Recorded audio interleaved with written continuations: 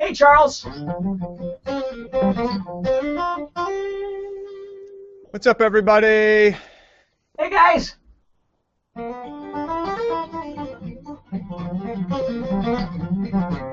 Hey, Ed. Hey, James. Hey, Richard.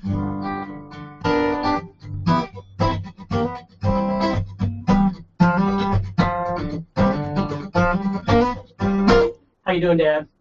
Hey, I'm fine, dude. But I don't see my little thing on the side where I can control, like, put the poll up, and all that stuff. It just says enter room, and when I click on it, nothing happens. Oh, there's Matt. Maybe I have to log out. Hey, everybody. Hey, Howard. Hey, Paul. Hey, Ken. Hey, guys. So glad you guys could make it. Rainy mid-Michigan, huh? Here, actually, it's, of course, I live in North Dakota, and it's actually pretty nice out today, so. Oh, that's cool. Oh, yeah, here we go. I'm in. Awesome. Lynn, Paul, welcome. Rebecca, James. Cool. So the first thing I'm going to do, guys, is say thank you for being here. While everybody's kind of filtering in, I want to welcome you and let you know that we've got some really cool stuff to share with you today. What's the title of this webinar, Steve? It is for something of something. I know exactly what it is. I just wanted to put you on the spot to make you look silly. 4 easy ways to jumpstart your acoustic technique.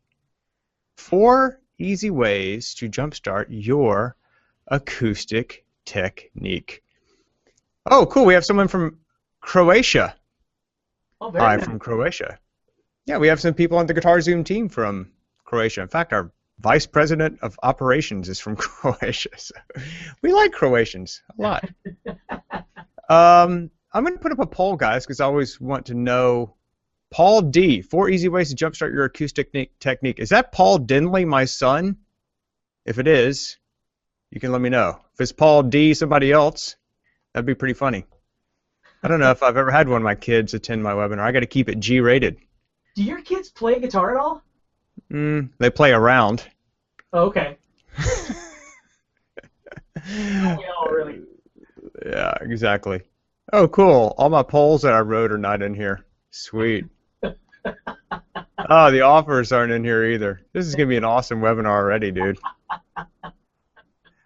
I just want to say to Matt, I want to kill you right now. I'm saying that live on the air.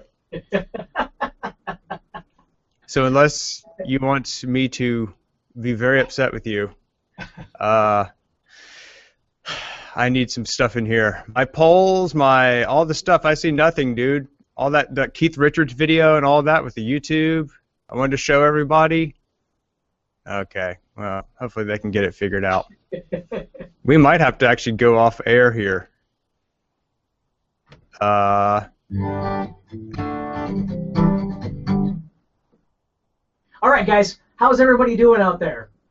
Okay? Hopefully you can see me, you can hear me okay. Let me know, give me a thumbs up if you can see me okay, if you can hear me okay. Okay?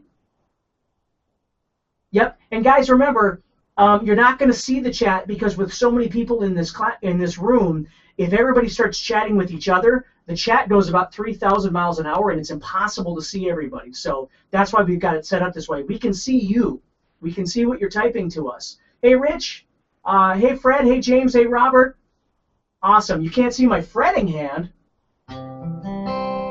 Should be able to see my fretting hand. Can you guys see me okay? Awesome. Thanks, friend.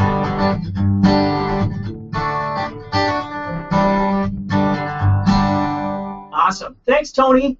Yeah, I'm so excited that you guys are here. This is going to be awesome. What we're going to do is we're going to be learning about some different elements to help you with your acoustic guitar. So please give me a yes if you have your acoustic guitar in hand. And if you have an electric, that's cool too. Okay? But make sure you got your guitar ready to go. You got your guitar in hand, okay? Okay? Awesome. Twice in the same week.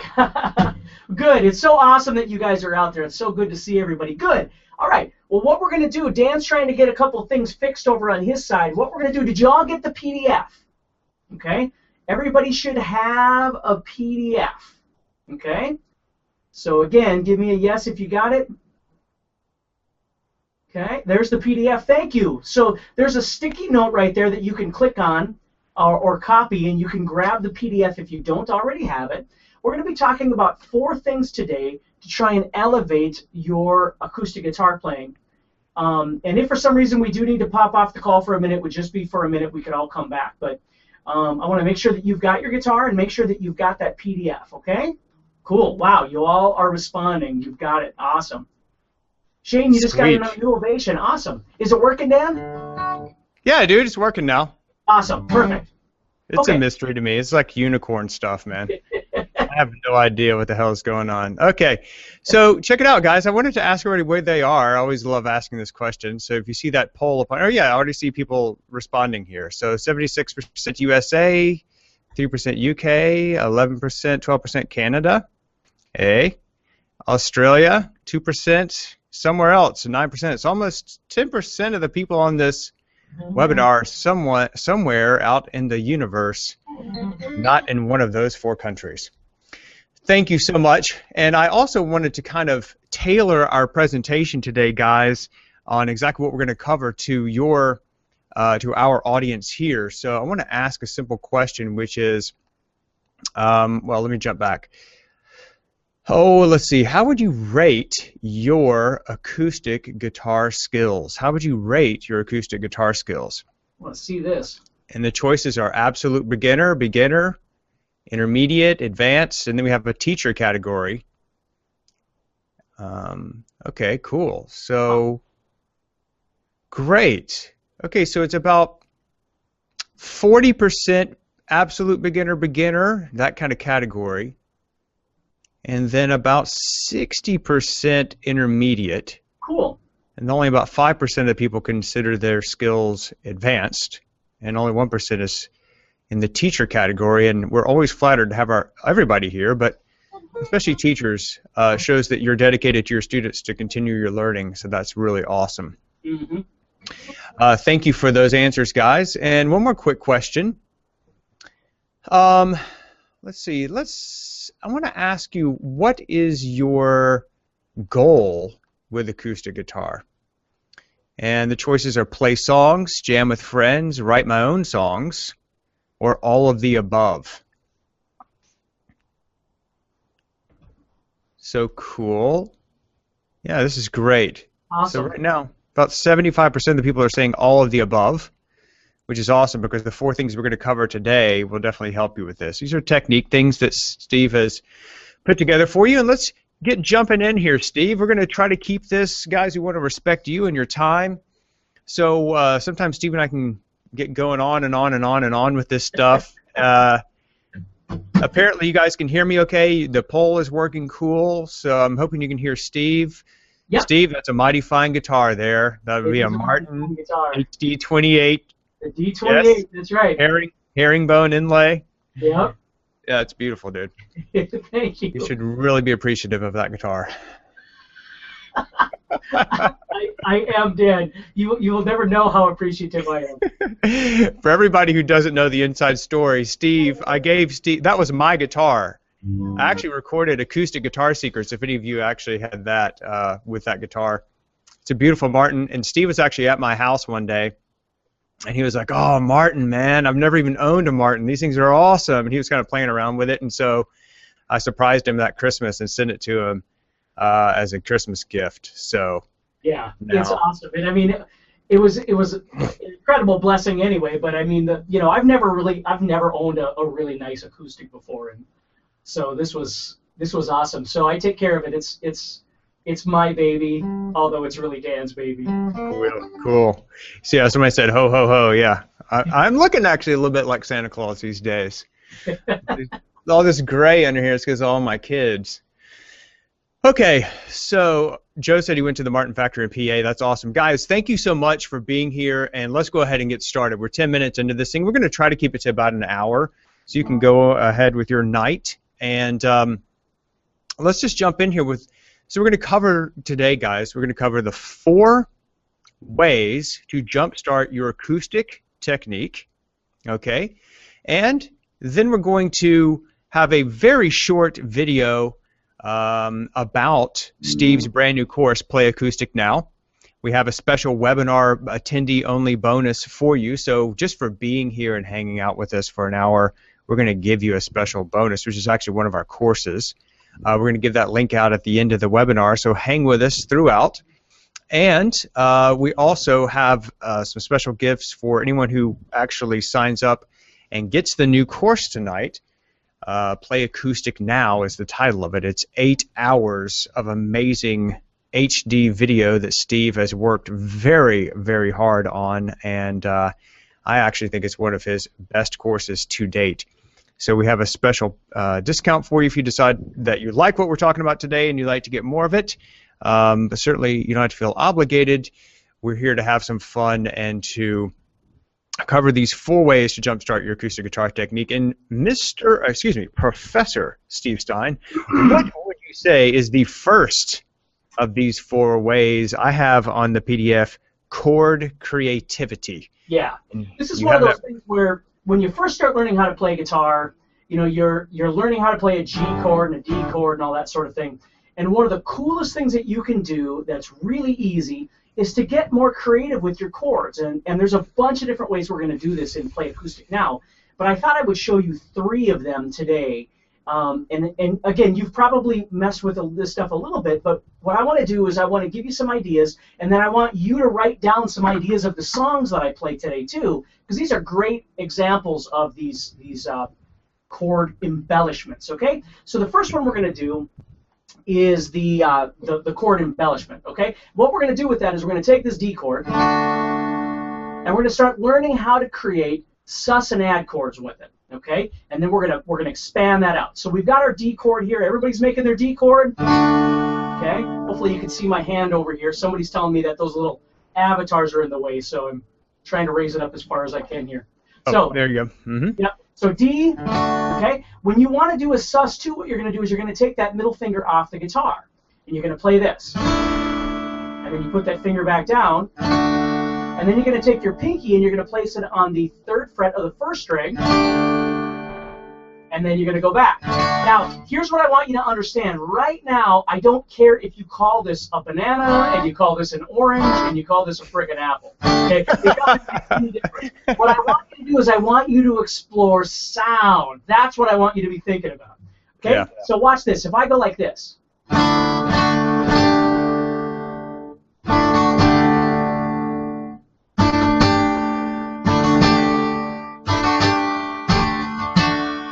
Who can name that song?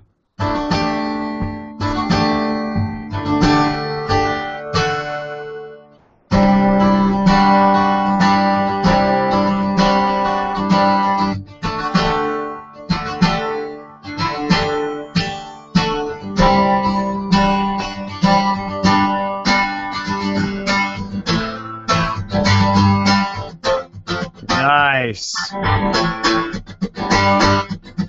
Okay, so what you're going to find, Stairway to Heaven, you all know this, right? Okay, as long as we can play it here. We're not in a music store, so we could play it here, right? So learning how to embellish your chord. If you've got your fingers down and you've got a finger available, learn to put that sucker somewhere else and make some sound with it, okay? Yeah. It's really important. So let me stop you right there, Steve. So you're telling me that, are you encouraging them to explore with putting their finger, like make a chord, put your finger down somewhere that's not within that chord and see what it sounds like? Yes. It's huge to do that. The problem that most people have is they get caught up in always thinking that, you know, because they're adults or whatever, they're supposed to know the logic behind what they're doing. Sure. Most really great guitar players didn't start off that way. You start off by exploring the fretboard and come up with the answers later. Okay, so yes. Not that I have no interest in giving you the answers to these things. Of course I do, but I don't want you to think, okay, well, I have to get a chord book and I have to learn 50 of these things before I can actually use them. That's not true at all. Like, Now, I don't know that anybody will know this, but I'm going to try here, okay? Here's another embellishment. So now what I'm doing is I'm taking an F chord, and maybe you don't play the whole F. Maybe you just play the bottom part of this. That's how most people learn how to play F when you first start. What I'm going to do is I'm going to press on the second string, first fret, third fret of, or second string, third string, second fret, sorry, and fourth string, third fret, and I'm going to play this. And somebody gets bonus points if you know this.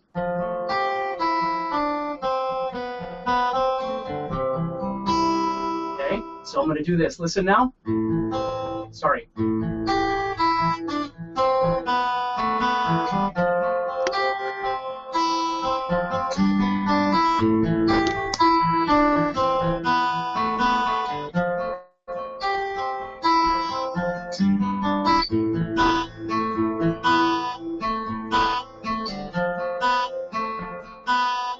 Oh, Jake! Jake wins! Kiss. Jeremy, Black Diamond, that's right. That's Kiss, that's Black Diamond. That is my childhood right there, man. That's and hilarious. I had no idea what those things were. I was just learning how to... And then, well, and of course, Paul Stanley didn't know what he was doing either. So, chord embellishments, guys. Learning that you can take your fingers off the guitar or you can put your fingers down on a guitar. Don't always feel like because you've got a C chord that you can't do something with your pinky. You can, okay? And that's something that we talk about in there is color. When you in Play Acoustic Now is color. When you add them in certain places, you're going to get different kinds of sounds, okay? So I don't know how long you want to spend on this, but that's the first thing is chord embellishments, okay? When you create... So do you go over that in more detail in Play Acoustic Now? Yeah, a lot more detail, you bet. Yeah, absolutely. I mean, I have actually watched the entire thing. So do you, because I remember in my old Acoustic Guitar Secrets course, by the way, if anybody has that and you've been around that long, I love you. Thank you. That'd be awesome if you could post up if you were actually an Acoustic Guitar Secrets owner. But I actually went over I think I had like a whole DVD or something like that, maybe an hour's worth of info on it. Sure. How much time do you spend on that? I don't remember exactly how much time. There's a whole hour's worth of information on chord embellishments of different sorts. So there's lots of different ways to approach that. So I don't remember exactly how much we spend on this. The one thing that we do spend on these, though, is understanding that depending on where you put your fingers, you're going to create different colors, really. So let me show you an example of that. Everybody just make a C chord once. This is a perfect example. So if you took this C chord and you put your pinky on the third fret of the first string, it's going to create a pleasing sound. If you take that pinky and you put it on the second string, third fret, once again, another pretty pleasing sound. If you place it on the third string, it changes drastically in tonality. And I'm not saying that that's not a pleasing sound. I'm saying it isn't as pleasant as the other ones. It's more abrasive. So right there, what we're creating is a seventh chord. This is called a C7. Now the C7 isn't as smooth as these other two that we did, the first string and the second string, you see. So these first two, you could literally add over a C chord anytime.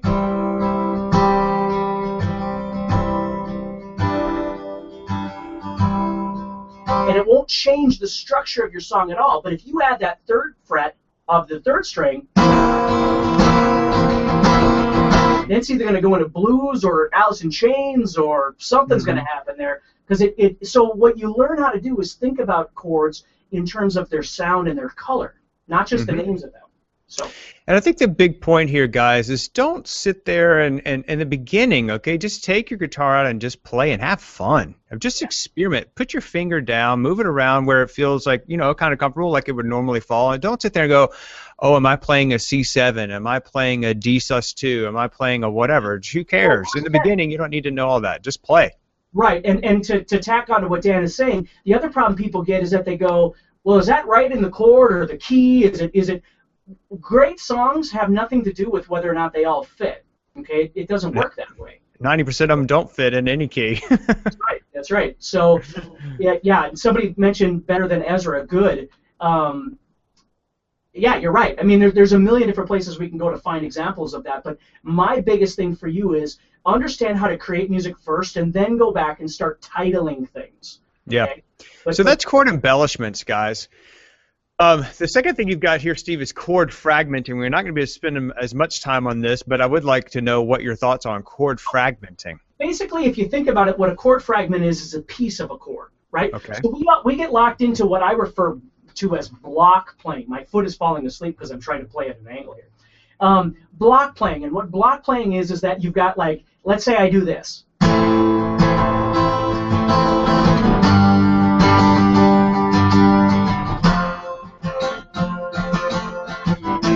Okay, so I've got these, and don't get me wrong, it sounds fine, but they're blocks of these bigger chords that you're playing.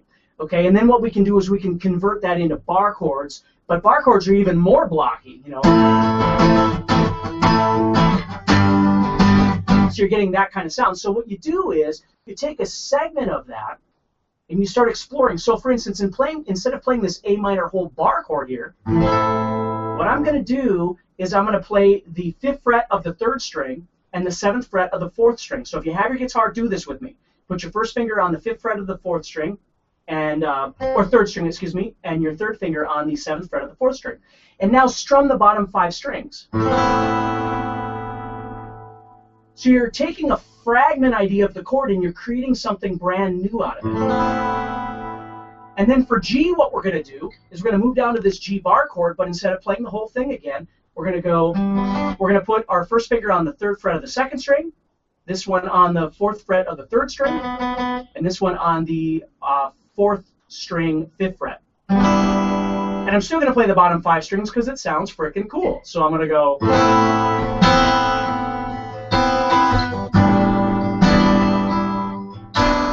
F, same thing. So I'm going to move back here, play that. Then.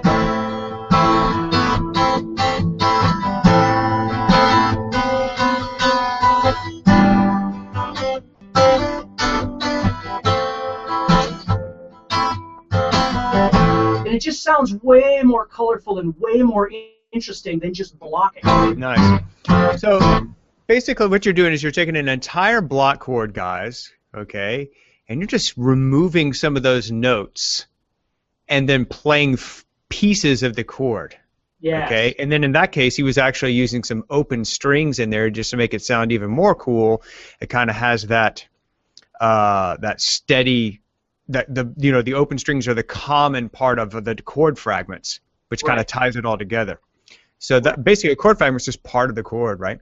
Yeah, absolutely. And that's so you don't always feel like you're obligated to have to play a whole chord or something like that. You just play segments of that chord, and again, chord fragments can be inversions of the root and the 3rd and the 5th and blah, blah, blah. We are not talking about that. We're just talking about visually being able to see a bigger picture of something, and instead of playing the whole block, we're just cutting it in pieces and making something a bit more interesting, a bit more creative. Nice. Yeah. Yeah, now Rob asked us a good question here. He says triads with a question mark. So the answer to that, Rob, is we're not even thinking in terms of a chord, right? Usually for a chord to be a chord in the theory world, it needs to have at least 3 notes, right? And then for it to be a 7th, it needs to have the 3rd and the 7th. Either, it could be a major 7th, it could be a minor 7th, and then with C and E, like for a C7, right? You'd have C, E, and then B flat, and then you could add the 5th if you wanted, which would be G. So you said C, E, G, B flat would be, the dominant 7th chord. Correct. Forget about all of that. Who cares? That's not really the point. The answer to answer your question directly, no, it's not a triad. It's a fragment of a chord. So, what were the notes that you were playing there on that first one, Steve? Well, this first one would be an A, and then here's another A, right? Here's the 3rd. Right. So I've got my minor 3rd in there. And then here I've got a B, as a matter of fact. So it's like a 9 chord. And then you've got an E here. Right. Okay, which would be so like there's 4 different notes there, and if we wanted to be theory nerds, we could probably figure out what that chord is. Okay. Well, it'd be an add 9 is what it would be. It'd be a what? It'd be an add 9. Okay.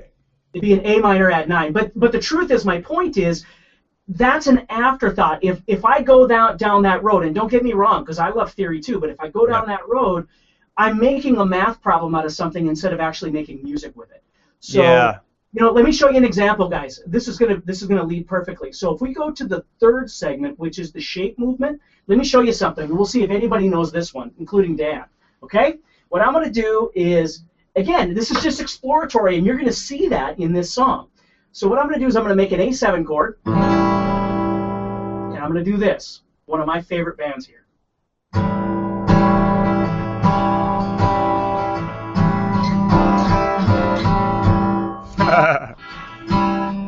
Alice in Chains. Anybody know that? Yes, I'll sing it. Keep going. Keep going. Okay. Da da dee dum da da. Isn't that how it is? Da da dee dum dee. I know that tune. Wasn't it off of that weird example of a song? It's Brother. That's right, by Alice in Chains. I love Alice in Chains. Brother? Yeah. The problem is their acoustic stuff. But the point is, they didn't come up with that because it fit into any theory. They just liked the sound of it, right? Right. I mean, that's, like this. Rooster.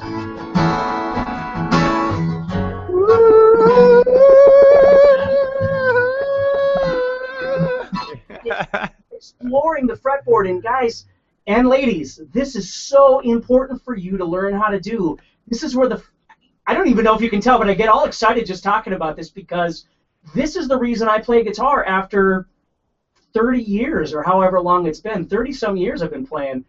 It's not because I understand the theory. I get the theory. It's because it feels good and it sounds good, and that's what's most important going on here. Okay? And I think that's the big thing to get across to everybody, is that this Play Acoustic Now is a perfect title for this, because it's pick up your guitar and play. That's right. And we have music theory made simple, music theory made easy, I'm sorry. If you'd like to really dive into the theory part of guitar, Steve's done a beautiful job in that course. It's one of our best-selling courses because there's so much confusion about theory. Play Acoustic Now is like the opposite of that. Right. This is about picking up your acoustic guitar and making sounds that you like. That's right. Now, the truth is, there is a segment in here, there is a module that has theory in it, but it's practical theory. It's songwriting theory. It's understanding when you play songs, like when you go to figure out a song, what chords are probably in that song if it's in this key. And so there's a practical theory part. We don't get real deep into triads and extended chords and things like that. It's just practical stuff so you can understand, when you go to approach a song. If I go like this, let's see. Here we go. Here's another one.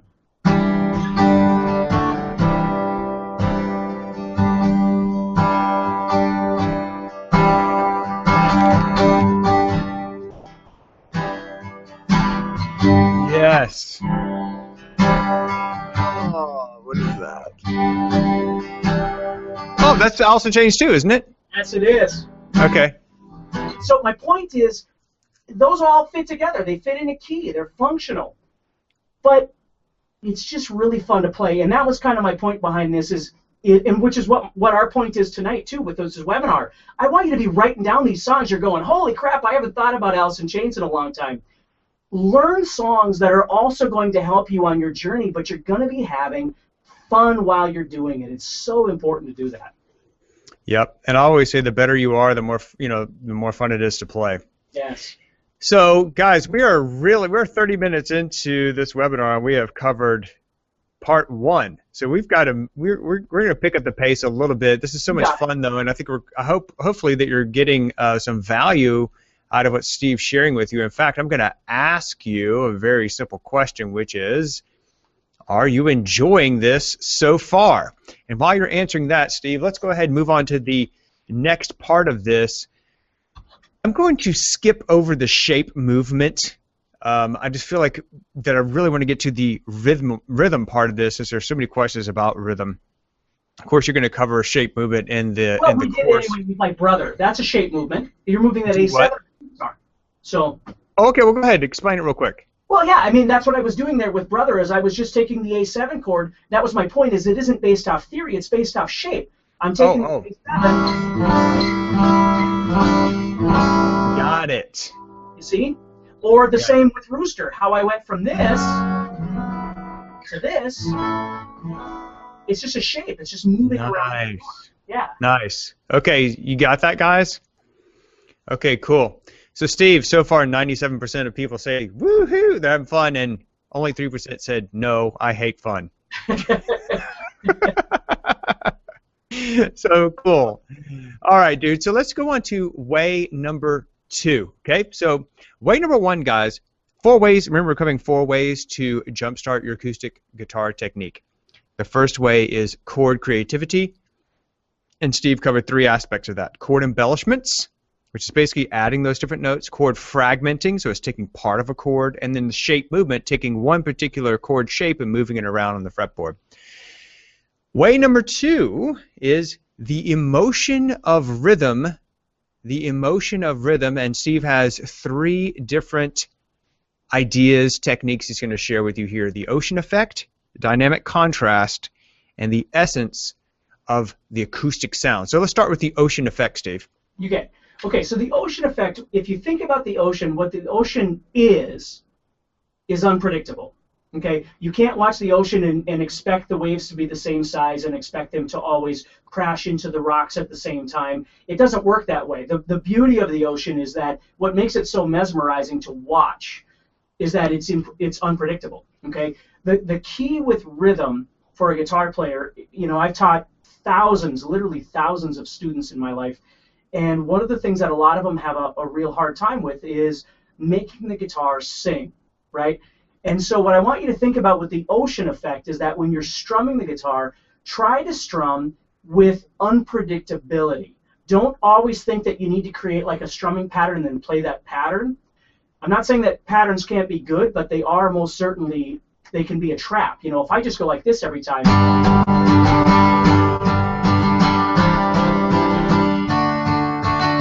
after a while you're going to want to throw a rock at my head. You know what I mean? So the key with the ocean effect is as you're strumming, you're thinking about making different styles of rhythms.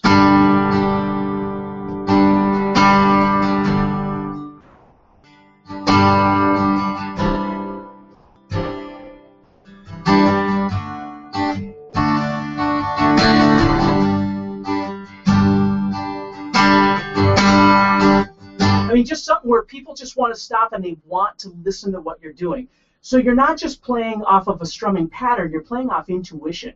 That's one thing that we all need to learn is what is our natural motion of movement, not how fast we're moving our hand, but when we hit and miss the guitar strings to create this unpredictability, this ocean effect when we play.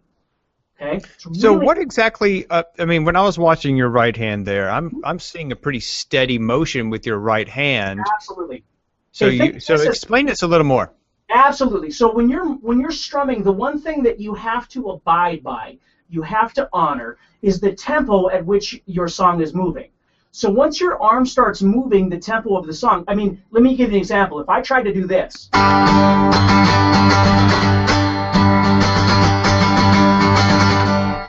I wind up sounding like I'm falling down a bunch of steps, okay?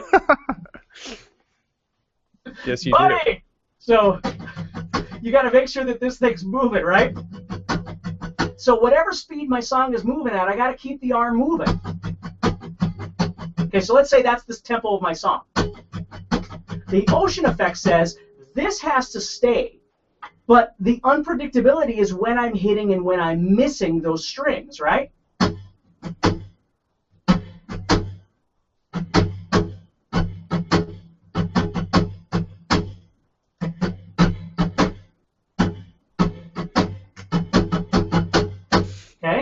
Does that make sense? Yes. Okay. I'm still thinking about falling down the stairs. I think that'd be kind of funny. I would actually enjoy seeing you do that as long as you didn't get hurt. Yeah, I was moving into an Eddie Murphy thing there, so. Awesome, dude. Yeah. So go right ahead. That leads into the next part of this, which is the dynamic contrast. Okay, once you've established this ocean effect, the goal is to now start making your waves big or small, right? Yes. Lot or a little. Okay, there's lots of waves, there's little waves, there's barely any waves. So the trick now is you start doing this. Now I'm just using scratching as an example to show you, but if I'm doing this,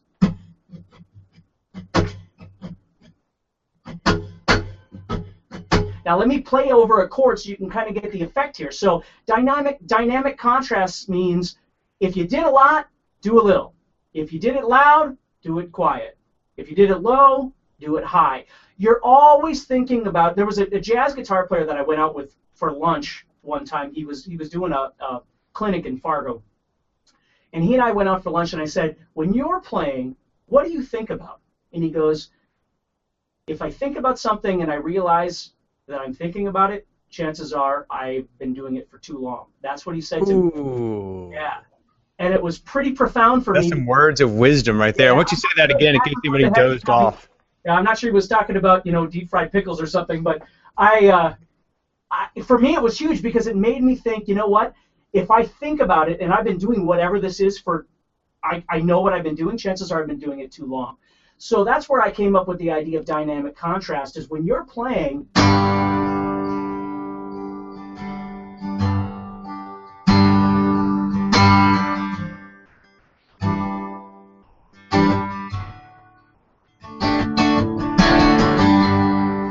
your job is to try and draw somebody into watching that ocean, right?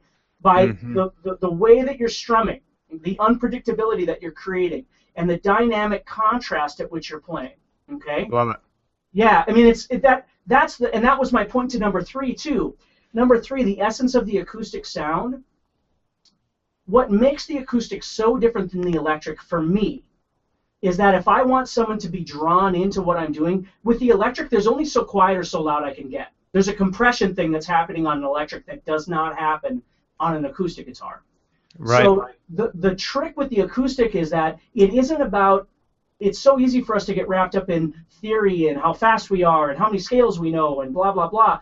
And the truth is, the backbone of what makes the acoustic sound like an acoustic is that airy nature that the guitar is. So when we strum, we want to tap into those dynamics to make it sound authentic. I was for me, I use the term professional because I don't know what else to call it. Professional does not mean you get paid for playing. Professional does not mean you've put in 10,000 hours. Professional doesn't mean, that whatever, you own a nice guitar. Professional means when you play, you make somebody's hair on the back of their neck stand up. That's professional to me. Nice. Yeah, and acoustic is really all about that. Acoustic is when you go to play, if you're going, it's hard to make their hair stand up more than they just want to walk away. But that's what's so beautiful about rhythm is, we've already talked about these embellishments we can do, okay? We don't have to overload our situation with too much crap, but if we take those embellishments and we start adding in dynamic contrast and ocean effect,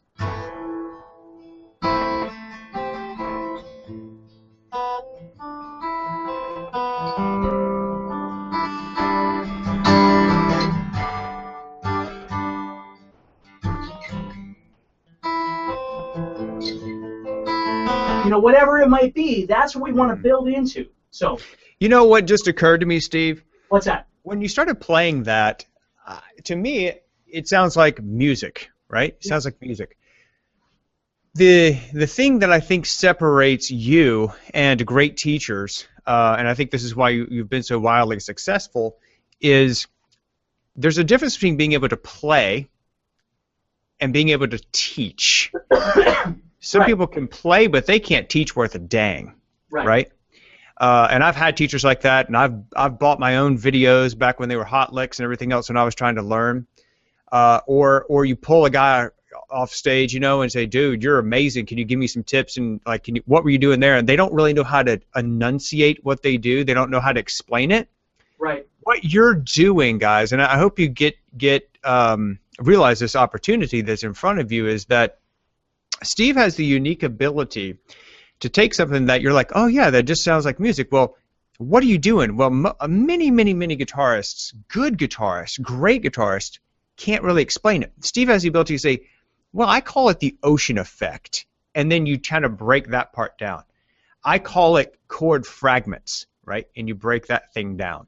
And then when you take all of these little pieces, you can put them together, and you know what? Now you can do it too. So you don't have to be super talented and have like the magical decoder ring to be able to do this stuff. It's not just talent. It's about understanding these basic concepts, these basic techniques, and building like blocks on top of another to build your repertoire, but also to build your skill set and your techniques. Right, and that's the thing is that, you know, people sometimes refer to what we're doing as calling it, well, it's feel. And feel is absolutely true. Now, for me, feel can be slow, feel can be fast. Somebody can be a shredder and have feel. Okay, feel is a million different things to a million different people. But feel doesn't define anything. Feel just tells us how we're feeling, right? When we play with feel, we're telling somebody, I'm playing with something inside me, right? Which is absolutely true. The trick, though, is that if we're going to talk about feel or we're going to talk about music to each other, we have to define it as somebody, and that's what I've spent my whole life trying to do is name and be able to replicate a concept that you can then turn into something natural for you. That's why I always tell people, I don't want you to strum like me, and I don't want you to finger pick like me, and I don't want you to play chords like me. I want you to look at what I'm doing and then decide how you're going to turn that around and make it into something that is authentic or professional, which has feel to you. That's always the goal. It's not who dies with the most toys wins. It's not true. It doesn't matter how many guitars you have. It doesn't matter how much theory you know. It doesn't matter how many scales you know or how fast you can play. It's what goes into your pot of soup that comes out as authentic, right? Because we're all looking for something. That. So whether it's rock, whether it's blues, whether it's acoustic, whether it's electric, whether it's jazz, it doesn't matter. It's does it come back out as something that when people listen to you, they go, yep, that's sounds great. That's what it's supposed to be. That's what we're looking for. So just to recap, guys, we've covered 2 of these 4 ways, and each of these things is pretty in-depth. I mean, the first one we covered, guys, was chord creativity. And by the way, if you're looking, there's actually, if you look in the chat box, guys, at the very, very top, there's a little green box at the top that says PDF handout. If you click on that, it'll take you to the PDF so you can kind of follow along. So I'm just looking at the PDF here, the 4 ways to jumpstart your acoustic technique. Steve covered chord creativity was the first way. And within the chord creativity, there are actually 3 elements: chord embellishments, chord fragmenting, and shape movement. We covered all of that at the beginning of the webinar. Then step 2, or I guess just say way number 2, is the emotion of rhythm. And he covered 3 aspects of rhythm: the ocean effect, the dynamic contrast, and then the essence of acoustic sound, which really is, because an acoustic instrument, you're dealing with physics, you're dealing with wood, you're dealing with air, you're dealing with string types and that kind of thing, right? That with electric, you don't have those same qualities. It's not in the toolbox. It's a little bit different. Right. Not saying one's better than the other. Just the reality of acoustic guitar is that it's an acoustic instrument. Right. I don't play them the same way. There are certain things that are transferable between my electric playing and my acoustic playing. But it's kind of like when I play my Ibanez Gems, which I own a bunch of those, and I am who I am when I play those. But when I grab like my Road-Worn Strat, I just feel different. I approach it differently. It doesn't mean they don't transfer to a certain degree, but I play it differently. That's what I love about acoustic guitar playing, is that because it's so open like that, I don't have to go, okay, well, I need to play it the same way I play my Ibanez. I don't, and I really don't want to. I want to do my own thing with it. I want to do something else with it.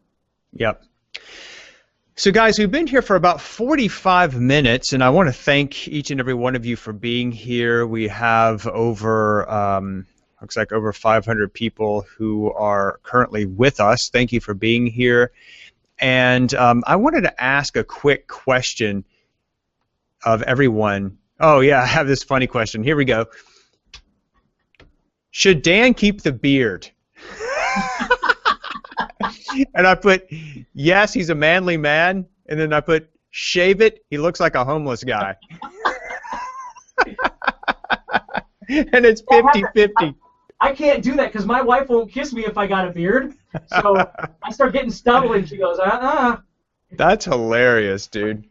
I am starting to get the gray thing, going on. And when I walk past the mirror, I'm like, whoa, is that my dad or is that me? It's kind of like a little bit scary.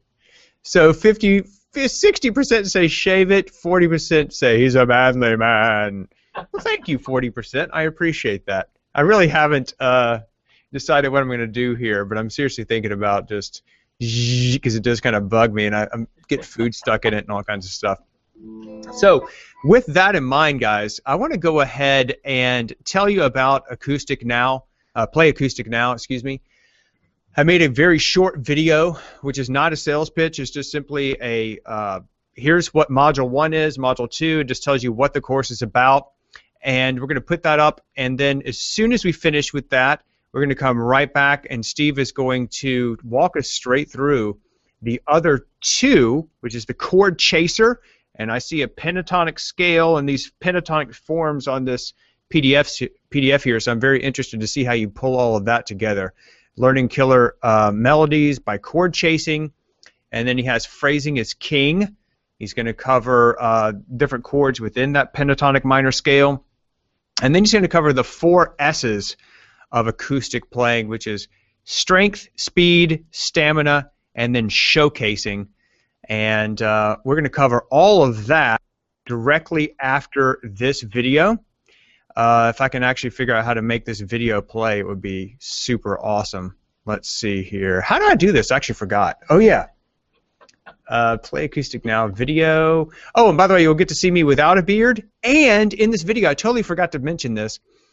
There is an awesome clip of Keith Richards from the Rolling Stones talking about learning acoustic guitar, and I want you to listen very carefully for this because he has something profound to say. And I just stumbled on this video the other day, and I was like, that would be perfect to share with you guys. So here you go, without further ado. Hey, Dan Denley here, founder of guitar-Zoom.com and the International Guitar Players Association. Now, because I respect you and your time, I'm not going to try to sell you anything. I'm just going to show you what Play Acoustic Now is and what it can do for you. In Module 1, you're going to learn how to properly hold, tune, and set up your acoustic guitar, how acoustic guitar pickups really work, which ones to use and when, so you get the best sound for your everyday playing situation. A simple way to deaden strings so you have perfect control, how to use a metronome so you can keep your practice focused and productive. In Module 2, you'll learn 10 critical chords every acoustic guitarist must know so you can quickly play your favorite songs by ear. How to fret chords the right way so you get the best sound with the least amount of effort. A simple bouncing technique that makes switching chords easy as apple pie. How to easily move from one chord to the next so you can tie chords together to play songs. How to spice up your chord changes with chord fills so old boring chords are fun and exciting again. How to choose and use a capo so you can transpose songs to any key. In Module 3, you'll learn 3 essentials of music theory so you don't waste time on confusing stuff that won't help your playing. The 6 must-know chord progressions for acoustic guitar so you can join any jam session and know what to play by ear. How to use string and body slaps so you can add a percussive beat to any chord progression. How to thread chords together to write a catchy song from scratch so you can play your own tunes with confidence and they'll sound great. How to apply all these skills to real songs so you can quickly play virtually any tune you want. In Module 4, you'll learn a simple scratching method to figure out the rhythm of any song quickly and easily. 3 crucial finger exercises so you can build hand and finger strength, so you can eliminate fret buzz and change chords faster and easier. Must-know palm muting techniques for acoustic, so you can play percussive licks up and down the guitar neck. 3 critical techniques every acoustic guitarist needs to know: slides, bends, and vibrato. And how to effectively use them all so you can make your playing style unique. How to play natural harmonics so you can get all the bell-like tones for your acoustic licks and riffs. In Module 5, you'll learn how to solo using the minor pentatonic scale so you can play a soul-inspiring solo over any tune. The crucial difference between vertical and horizontal improvisation and how to use them both so you can create vocal phrases over any chord progression. How to create contrast in your playing so you can color any solo or chord. How to play songs using alternate tunings like the Celtic tuning DAD-GAD so you can explore a variety of musical styles. You'll put it all together by rocking out with Steve over classic acoustic songs, which means you'll have a blast honing your new skills and you'll have a step-by-step plan so you can continue getting better even after you complete the training so you can reach your goals and make progress every day month after month. And here's what Rock and Roll Hall of Fame guitarist Keith Richards from the Rolling Stones has to say about learning acoustic guitar. The acoustic guitar is the most important thing for a guitar player. Learn the feel and the touch of that string and what it does against the fret. Learn that, and then you can add the effects later on, you know. Mm-hmm. You want to be a guitar player, you have to have your grounding. It's like anywhere else. I mean, an astronaut doesn't start in space, you know. Mm-hmm. Somebody's got to build a rocket. So Play Acoustic Now is over 8 hours of HD video. Everything is carefully laid out for you, step by step, so you'll never get lost and you'll always know what to do next. It's 100% dedicated to acoustic guitar, taught by the world's most sought-after guitar instructor, Professor Steve Stine. He's famous for his almost magical ability to quickly help guitarists overcome obstacles and rapidly advance their playing to a level they never dreamed possible, without practicing long hours, boring drills, or even knowing how to read music. He's literally helped millions of guitarists in over 100 countries. He holds a bachelor's degree in music education from Minnesota State University Moorhead. He's played lead guitar in dozens of bands touring the US and the UK, and he's been helping guitarists to quickly achieve their goals for over 25 years. He's a featured guest instructor at Guitar World magazine, and just one of his YouTube videos has over 2.1 million views. He's also the distinguished former professor of modern guitar studies at North Dakota State University. Bottom line, Steve is considered the world's top guitar instructor because his students see real and noticeable improvements in their playing. So let's wrap this up. You get the complete 8-hour Play Acoustic Now course by Steve Stine, a $480 value. All the video is safely stored online inside the members' website, so you can watch anytime, anywhere, on your computer, phone, tablet, or any mobile device. And because you're attending today's webinar, we have a special bonus just for you: Creative Chord Forms by Steve Stine. Plus, if you're one of the first 100, you also get these courses: Chromatic Blues Scales, Visual Fretboard Mastery, Slide Guitar 101, Ragtime Blues Made Easy, Acoustic Blues Licks, the complete tab book, the Quick Start Guide and Progress Tracker, plus unlimited access to our GuitarZoom private Facebook community. So you'll never be alone in your guitar playing journey, and you'll always have the support of the entire GuitarZoom family. So here's everything you get: the 8-hour Play Acoustic Now course by Steve Stine, Creative Chord Forms, Chromatic Blues Scales, Visual Fretboard Mastery, Slide Guitar 101, Ragtime Blues Made Easy, Acoustic Blues Licks, the complete PDF tab book, the Quick Start Guide and Progress Tracker, and lifetime access to the private Facebook group. A total $857 value. You get everything for just 3 payments of only $39.95. Of course, you're covered by a 60-day, 100% satisfaction guarantee. No receipt required. So, get your copy of Play Acoustic now so you can secure all the bonuses and the discounted price, because the fast action bonuses and the discount expire soon. Plus, you can't get better if you keep doing the same old things over and over. Click the button on your screen now to get started.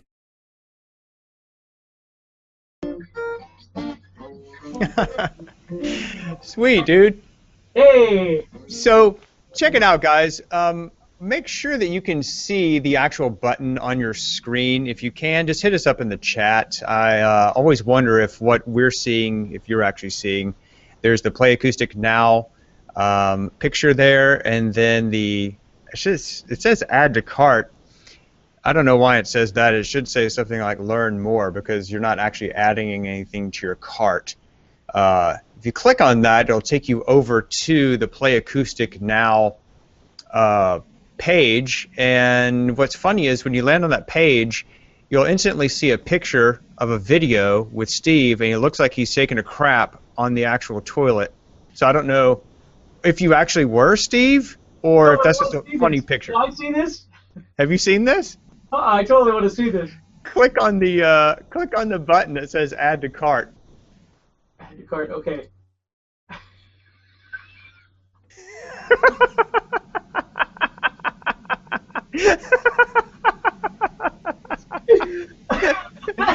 We are professionals here. More guitarists than video people, apparently. But anyway. Oh my goodness. When it says add to cart, it should actually say something like learn more or whatever. You're not actually going to add anything to your cart. But if you click on that button, you'll go over to the page where you can sign up for Play Acoustic Now, and you can get a good laugh of Steve in the first frame of this video here at the very top of the screen. It really makes me kind of laugh, actually. But so anyway, guys, that's everything about the course. And if you like what we're doing here, if you enjoy this whole idea of acoustic, Play Acoustic Now is a massive 8-hour HDVD course. And that video of Keith Richards is actually on that page as well, where he talks about how important it is to learn the acoustic guitar. And if anybody knows, that guy is certainly an authority figure. So let's cover, oh, and by the way, there's actually a special bonus for you guys. I don't know if you saw that in the video, but just for thank you for coming here. And if you decide to sign up for Play Acoustic Now today, on this webinar, you're going to get a very special bonus, which is the Creative Chord Forms course by Steve, and it's pretty cool. It's an entire course that we're going to be selling on our website, and you get it free when you sign up for Play Acoustic Now. And there's also an awesome fast action bonus, which is the blues and chromatic skill combo, and also the visual fretboard mastery by Rob Ash, who is also a great guitar player and teacher. He's going to be doing some more things for us. Hopefully you guys know Rob. Anyway, you get those two things, actually those three things, the creative chord forms, the bluesy chromatic skill combo, and the visual fretboard mastery when you sign up for Play Acoustic Now on this webinar. All right, so Steve Stine, let's continue on with the awesomeness, and let's talk about way number 3. Okay. You can actually improve your playing. Where is my little PDF? Now I lost it. Okay, I'll just go to the chat and I shall click on the button. Everybody have the PDF up in front of them? Okay. Yes. This one's pretty important, guys, and it's really, really neat if you've never done this before. It's a really neat shortcut. And I tried to put a lot of shortcuts in Play Acoustic Now, too, of just trying to get, again, the most bang for the buck for the least amount of effort. And what this is what I refer to as chord chasing, okay? You know, what happens a lot of times when we first start learning how to play guitar, we learn our pentatonic scale or whatever. And in Play Acoustic Now, I saw a couple of people asking, you know, does it cover finger picking? It does. It covers finger picking and flat picking and scales and all kinds of different things. But the number one thing that people do wrong is when they learn how to play like a pentatonic scale, for instance, and they go to solo, they move around and they learn how to do that, which is awesome, but they don't really have a direction. What music really requires is some element of rhythm and some element of pitch. And what I mean by that is, if there's a chord being played, we have to honor that chord at least some of the time. If we're just moving around aimlessly through this pentatonic scale and never doing anything to do with the chords that are being played, it kind of sounds like we're disconnected. We're doing something, but we're not really making music. So what chord chasing is a really great little technique that you can do. And if you see my chart there, if you've got the PDF, if you open up, I don't know what page that's on. It looks like it's on page 5 of my PDF, but it says pentatonic forms connect together. So you're seeing the 5 pentatonic positions and how they're connecting together with each other, okay? So what we're going to do is we're going to focus on the first form and the 5th form. Okay, everybody see that? Say, give me a yes or a hell yes if you see that first form and that 5th form, okay? Yes. Now the first form is the one that everybody normally knows. Okay? 5th form, we're going to take those same notes that we just played, and we're not going to spend a bunch of time on this right now, but I'm going to move down to the 3rd fret and play the same notes. Okay, cool. Everybody's got it. Awesome. Okay. Yep. Now, if you go to the 2nd chart that I gave you, it's showing the A minor chord, the F chord, and the A minor pentatonic scale. Do you see that? Yes. Okay. All right. So what we're doing is we're looking at an F chord on our fretboard. we're looking at the A minor chord on our fretboard, and then we're looking at the A minor pentatonic scale underneath that A minor chord. Okay? So what chord chasing says is, let's say I'm playing a song that's doing this. Here we go. Watch this. So I'm going to go. Then I'm going to head back up.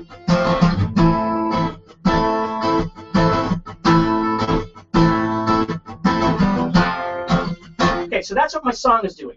Now, instead of just going, okay, the first thing we need to do is we need to understand that, I want to make sure I don't talk about this other part here. Because I don't, okay, so the first thing we need to do is we need to start trying to apply movement to the chords that we're seeing. So if we look at this F chord right here, what the F chord is consistent of is the notes F, A, and C, but we don't care. What we care about is that this F chord is this, and this, and this, and this, and this, and this. Visually, we're seeing those notes.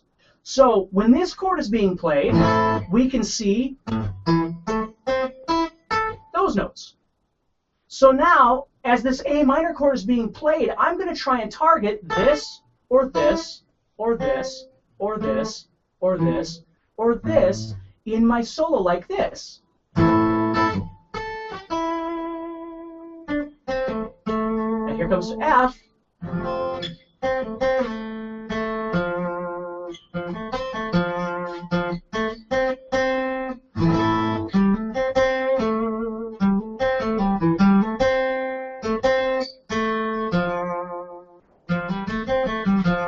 Now, my point is that when the F chord comes up, I can go down and target some of those notes of the shape of F. And I also have the fifth position of A minor pentatonic sitting there. So what you're doing is you're creating two different levels of visualization. One is your scale, which you're moving through. It's like your roads, right? Your highways and your interstates and your back roads, whatever they might be. That's what your scales are doing. Okay? The chords are the second thing that you're seeing. And what these are places that you want to go, places you want to stop at, right? So as you're playing, if you listen to me play a little bit, I'm going to combine these a little bit. Okay, so here we go.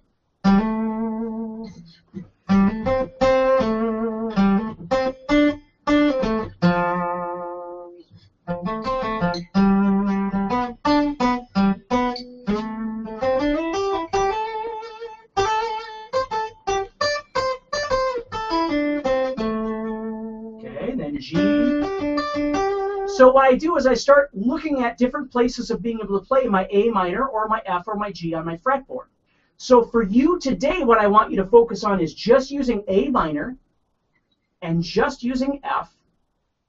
And if you only know that first position of pentatonic, who cares? Just use that and have somebody or record yourself playing an A minor chord.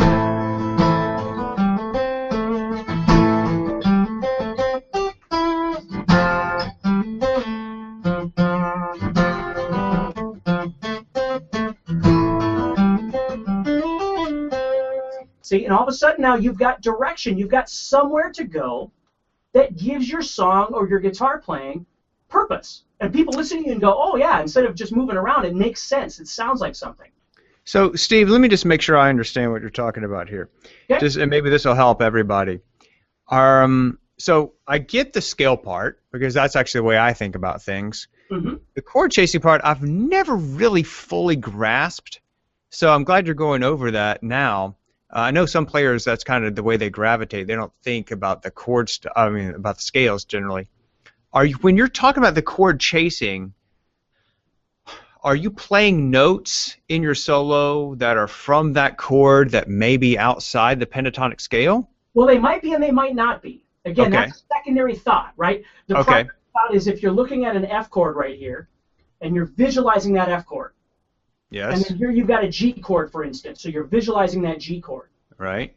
And then you've got an A minor chord here, and you're visualizing that A minor chord. So you have three blocks of visualization here that you're seeing.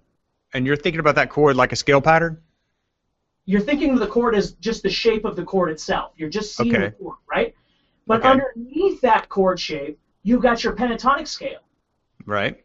And your pentatonic scale threads you around the fretboard. Like if you know all 5 of your positions, and I'm not going to do all that, but if you knew all your positions, you could play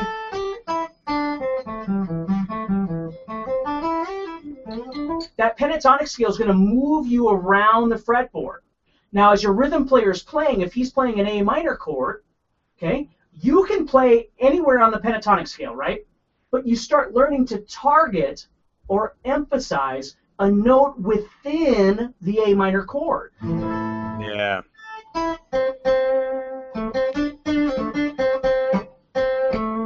And then the F chord comes up, and instead of just moving around again, which is fine, but you start targeting something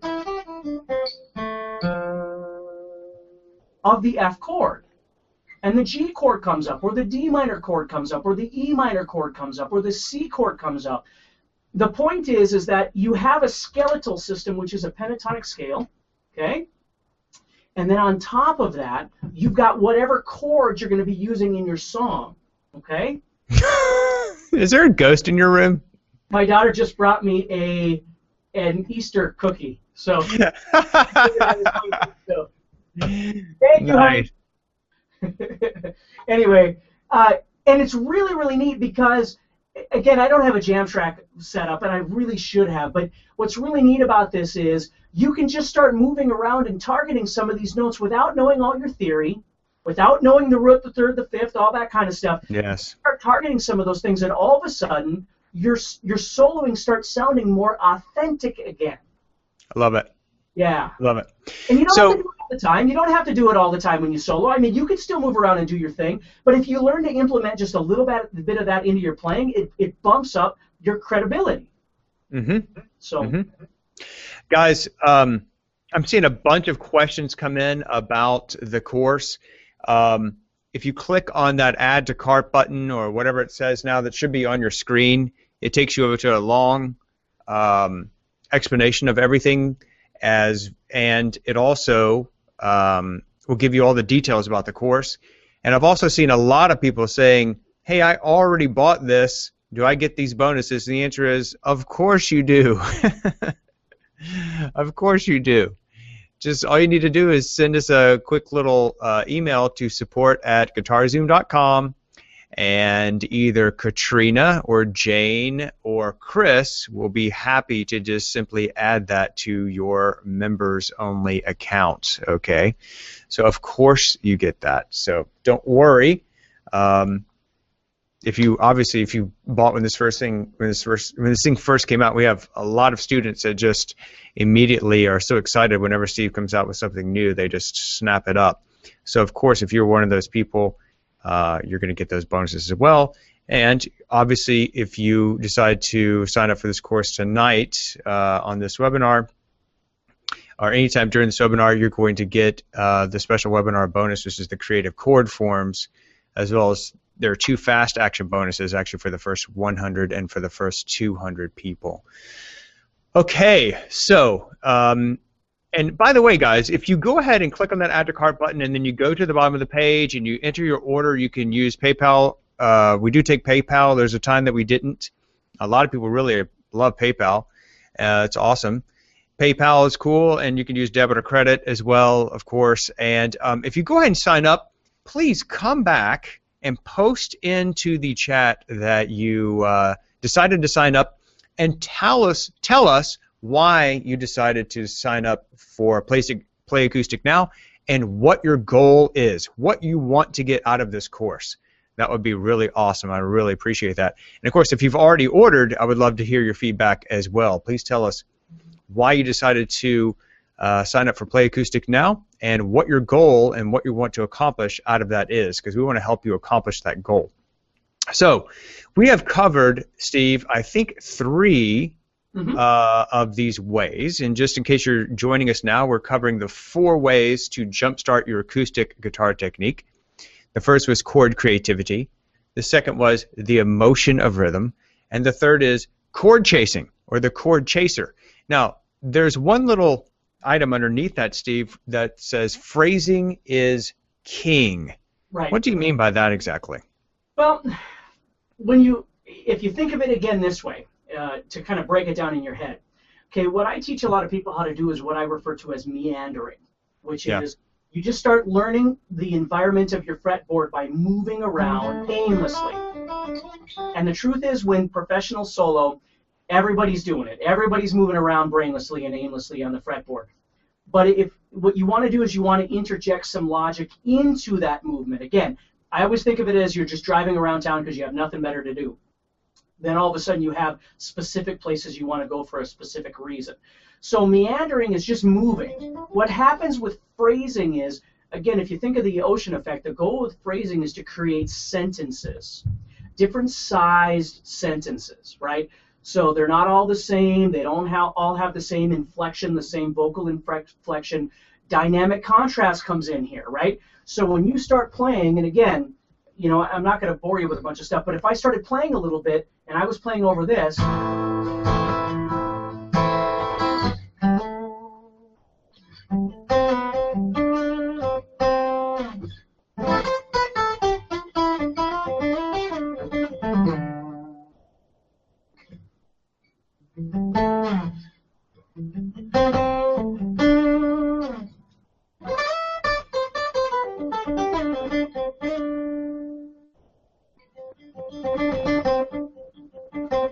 the goal is to add in different sized sentences. You start and stop in different places. You make them longer, you make them shorter. Then you bring in that ocean effect. You bring in that dynamic contrast into your playing. And again, all of a sudden, everything begins to sound more authentic.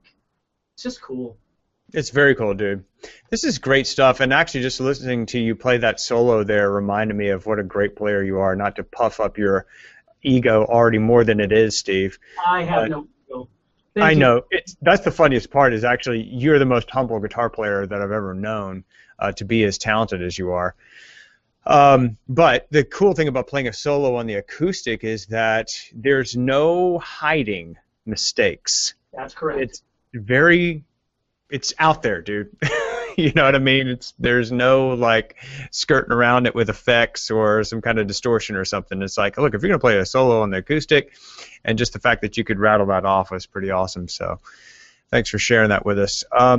So, guys, we've covered the three of these ways already now.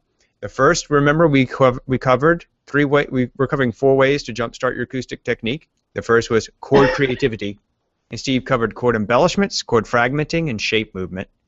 Then we talked about way number 2, which was the emotion of rhythm, which is the ocean effect, dynamic contrast, and the essence of the acoustic sound as opposed to the electric sound.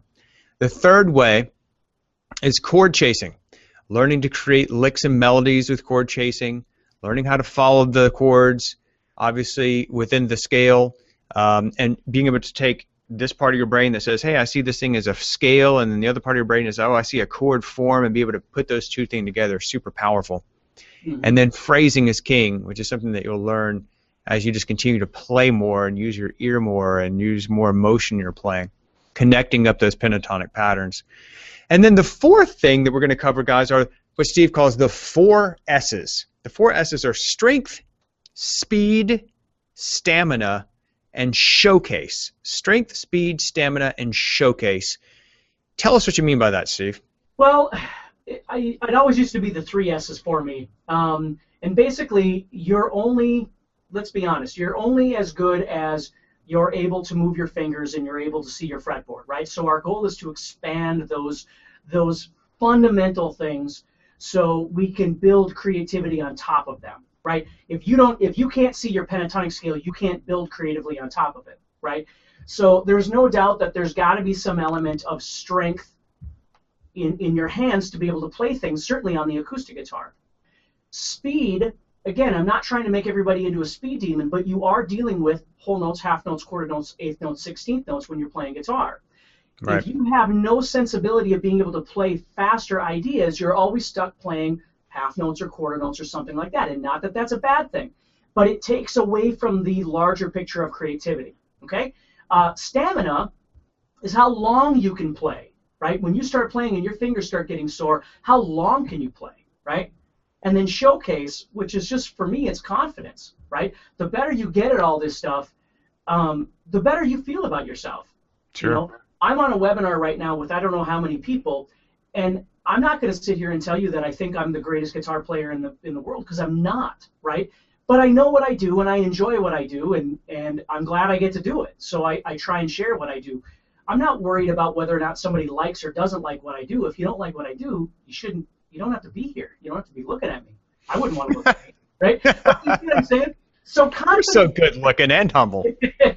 So confidence for you out there, that's what it is. It's learning to develop that confidence. It's not being in a conflict with how good somebody else is and how you're not as good as that person. Screw that stuff, because you're never going to get anywhere with that kind of attitude. So these strengthening exercises are going to help build all of these elements and ultimately build your confidence, your showcase ability. So this is awesome stuff, Stephen. I'm going to put you on the spot here just for a second, but first I want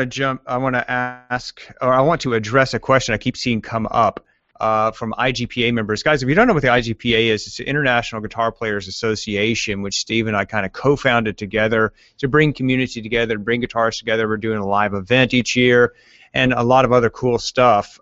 You can read all about that at igpa.org. igpa.org if you're interested in joining. And of course, remember guys, if you're an IGPA member, you're going to get a discount on this. Just use your super secret discount code and apply it to the shopping cart when you go out, when you check out, and you'll get the discount. So don't forget about that, IGPA members. Also, a lot of people have said why they're actually ordering, and I'm so stoked about this, guys, for you to come back and actually tell us. This means so much to Steve and I, for you to tell us what your goals actually are and what you want to accomplish, partly so we can help build the right training for you, but also because we want to hold you accountable, right? And part of being ordering this course is you become a part of the GuitarZoom community. And that Facebook group, guys, is a really important part of this. It's not just you get some videos. This is really becoming part of the GuitarZoom community and getting in there and actually posting up into the Facebook community. I would really, really strongly encourage you to do this. Go into the Facebook group. Sorry, I get so excited about this, I start talking really loud. I'm like, oh! They're like, why is he so angry? It's because I'm so passionate about this. Go to the GuitarZoom group and post into the group what your goal is, okay? And find an accountability partner. Ask someone in the GuitarZoom community, introduce yourself. That's what you're there for. You're all guitar players. You're all part of the GuitarZoom family. And say, hey, the thing that I want to be able to do with this course, if all I get to do out of this is learn chord embellishments and how to spice up my chords that I already know to play some interesting tunes, that's what I want to get out of this. Have an accountability partner to say, hey, can you ask me about this next week, about how I'm progressing in this? Can you ask me about it in 2 weeks? I want you to personally contact me. You can share your information with them if you want, but have an accountability partner. I think that's really important. What say you, Steve Stine? Well, I completely agree, and I was going to tag on to that as well, that for those of you that are not a member of the Facebook community yet, I guarantee you could talk to somebody else that's on this call right now, and they would let you know that that Facebook community page, we take pride in the fact that it's positive, it's encouraging. We make sure that, if we get anybody in there that has an attitude about something, we boot them. Okay, it isn't about beginners and intermediates and advanced and whatever. We keep that thing honest, and we keep it clean, and we keep it fun for people. And so the nice thing about it is you are encouraged, just like he just said, you are encouraged to post videos of yourself and post questions. There is no bad question. Everybody's there to help everybody. And Yep. I would be willing to say, because I try and check it once a day, but we have some people that work for us that do a lot of monitoring of that. And for those of you that are part of that GuitarZoom community on Facebook, thank you for helping out as much as you do, because you do. Everybody helps everybody on there, and I'm proud of it. There are places I go. There are other guitar sites and music sites I belong to on Facebook, and I'm just disgusted when I go there and see how people are just so mean all the time. We don't tolerate it on our page. There's none of that. So. It's true. It's true. You know, we've tried to do things right. We've tried to build a community of like-minded people and guitar players, and just it's really it's a privilege, man. Sometimes I just think, wow, this is such a blessing. I can't believe where we've come from, and I never imagined it would ever be as big as it is now. And I'll give credit where credit's due. The guy sitting there with the acoustic guitar in his hand has done an amazing job. He's one of the most passionate people I've ever known about truly helping people. I mean, he would give you the shirt off his back if he thought that you needed it. That's just the kind of person that Steve is. So I'm blessed to have Steve on the GuitarZoom team as our chief guitarist in residence. And so that's enough gushing. I will shut up now. That's as much compliments you're going to get from me, Steve. Here's what I do want to do. I want to put you on the spot a little bit. Guys, and I keep seeing awesome comments come in. I'm going to go back and address some of these comments and thank you for joining Play Acoustic now. But I want to put Steve on the spot just a second. Okay, on these 4 S's, right? Mm-hmm. We talked about strength, speed, stamina, and showcase. Strength, speed, stamina, and showcase.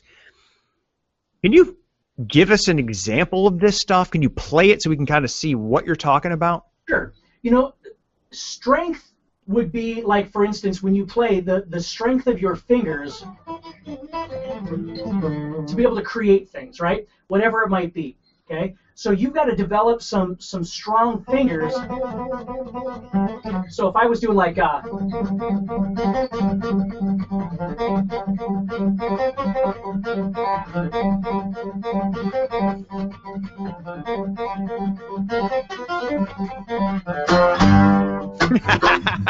show off. You know what I mean? You got to develop beautiful. strength in your fingers to be able to do things, you know, with hammer-ons and pull-offs and all that kind of stuff. You need to develop strength and speed in your picking ability. Doesn't mean you want to speed pick. John Petrucci, thank you, Jake. That's right. You want to be able to pick accurately, right? Okay. And I got to warm up a little bit, but that's the idea, is that you want to be able to do things. It doesn't have to be speed picking. But when you go to play something, so if I was playing,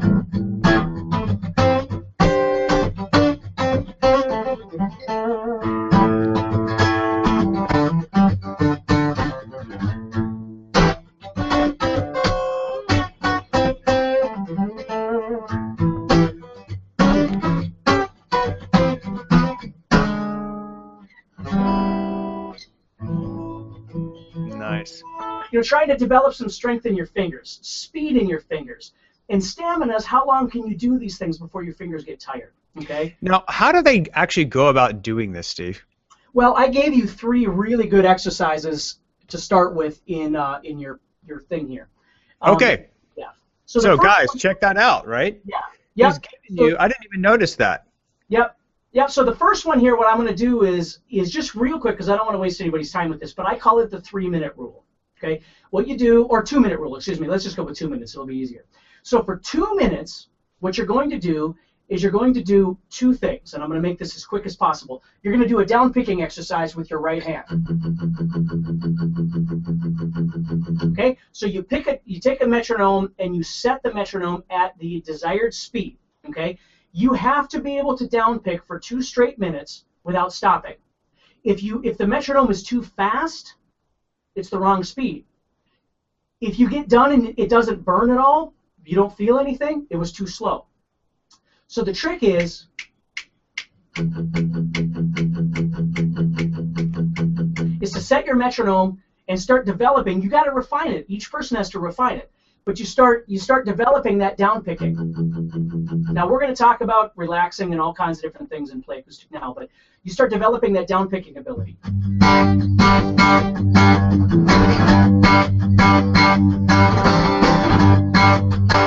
Right? Then you start developing your alternate picking. We're going to talk all about how to hold the pick and all sorts of different things like that too. So you develop your right hand is what you're doing. The consistency of being able to play down picks and alternate picking, okay, with those 2-minute exercises. Then you got your left hand.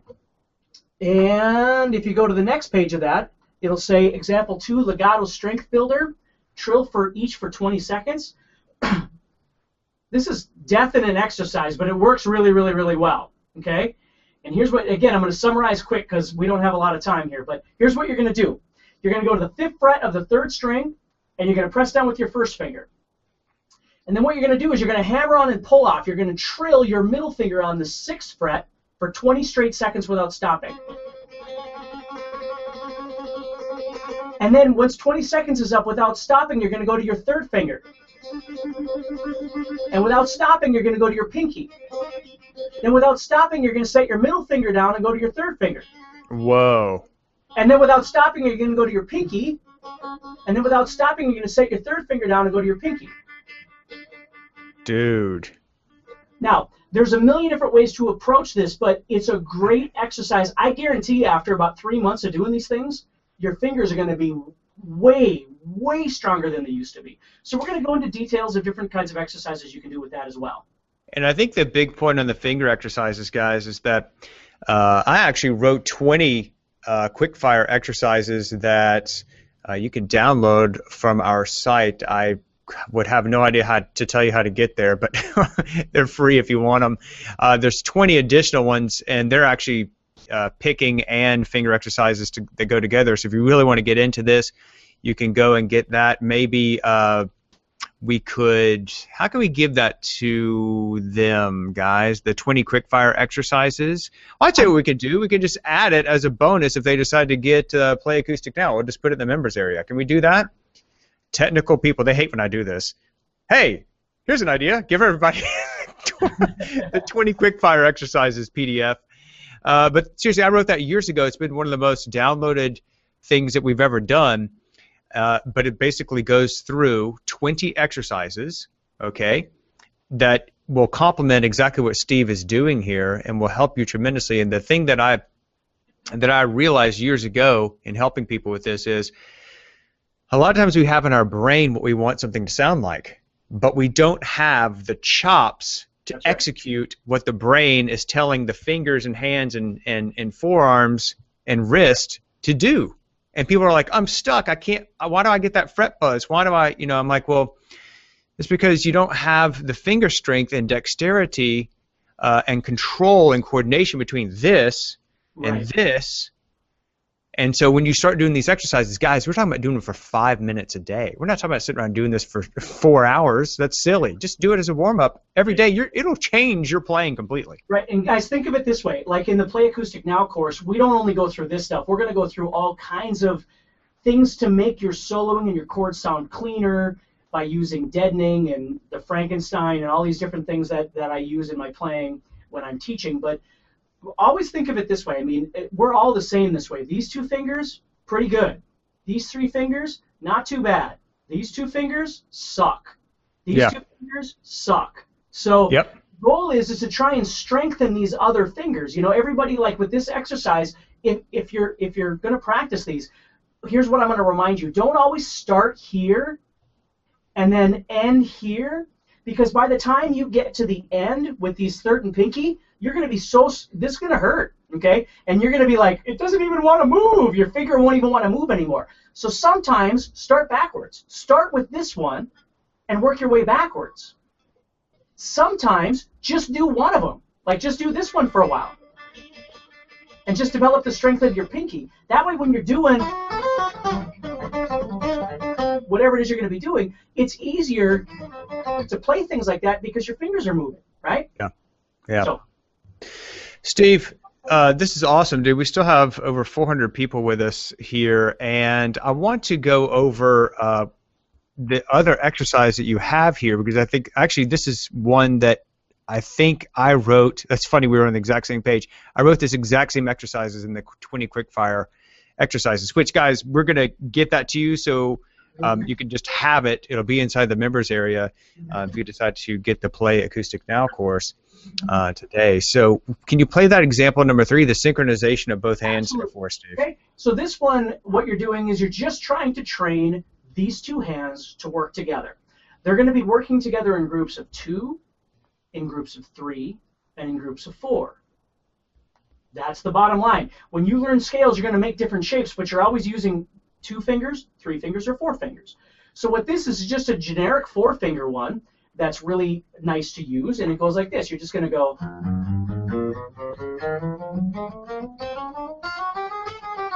And what I do is when I get to the top and I go 1, 2, 3, 4, I move up 1 fret and I go backwards. So then I go 4, 3, 2, 1, or 5, 4, 3, 2, excuse me.